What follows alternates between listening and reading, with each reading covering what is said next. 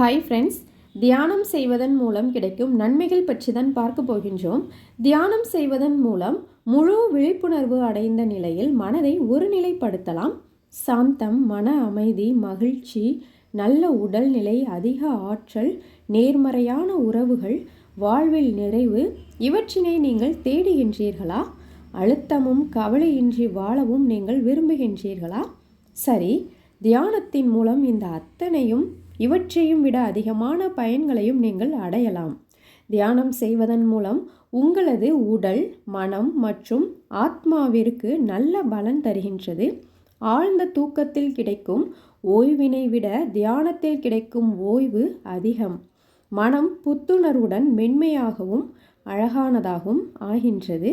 தியானத்தின் மூலம் பதட்டம் குறைகின்றது, உணர்ச்சி திடம் கூடுகின்றன, படைப்பாற்றல் அதிகரிக்கின்றது, ஆனந்தம் கூடுகின்றது, உள்ளுணர்வு வளர்கின்றது, மனம் தெளிவு மற்றும் மன அமைதி கிடைக்கின்றன.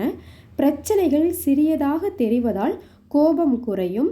மேலும் தினந்தோறும் தியானம் செய்வதன் மூலம் அண்ட விழிப்புணர்வு என்று அழைக்கப்படும் விழிப்புணர்வின் 5வது நிலை பிறக்கின்றது.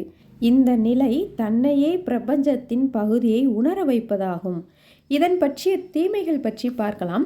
சில பேருக்கு இந்த தியானம் வலி, ஒருவித அழுத்தம், விருப்பமில்லாத அசைவுகள், தலைவலி, சோர்வு, பலவீனம், செரிமான சிக்கல், தலைச்சுற்றல் போன்ற அறிகுறிகளை தியானம் செய்பவர்கள் சந்திக்க நேரிடலாம். நன்மை தீமை இரண்டுமே இருப்பதால் மக்கள் அதை உணர்ந்து செயல்பட வேண்டும். மேலும் கர்ப்பிணி பெண்கள் தினமும் தியானம் செய்வதன் மூலம் பதட்டம், மன அமைதி, சோர்வு, மலச்சிக்கல் போன்ற பல்வேறு பிரச்சனைகள் நீங்கி குழந்தையும் தாயும் ஆரோக்கியமாக இருப்பார்கள். அடுத்து, யோகா செய்வதன் மூலம் நரம்பு பிரச்சனைகள் எதுவும் ஏற்படாது. ஆனால் ஏற்கனவே நரம்பு பிரச்சனைகள் இருப்பவர்கள் சிறந்த மருத்துவ ஆலோசனை மூலம் தியானம் செய்ய வேண்டும்.